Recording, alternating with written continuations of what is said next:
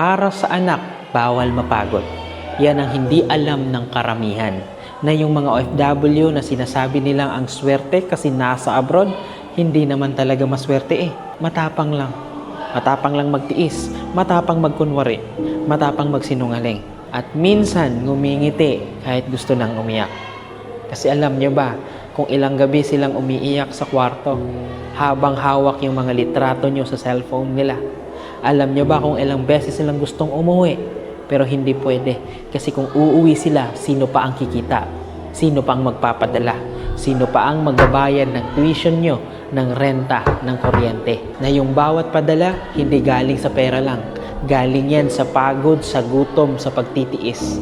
Kaya habang nandito kayo, na mga anak ng OFW, na nagrereklamo minsan sa baon ninyo, nagrereklamo sa ulam ninyo, si mama o si papa nyo doon nagtitipid ng sarili para lang may mapadala.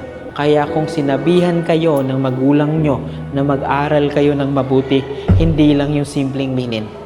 Yun yung panalangin nila na sana hindi mo maranasan yung hirap na dinaranas nila ngayon. Kasi para sa inyo na mga anak na magulang nyo, OFW man o hindi, bawal mapagod. Kasi iniisip nila hanggat hindi pa maayos ang buhay nyo, hindi pa tapos ang laban nila. Kaya kung may mga magulang kayong nagtitiis para sa inyo, huwag nyo sanang sayangin yung sakripisyo kasi gagawin nilang lahat para sa inyo.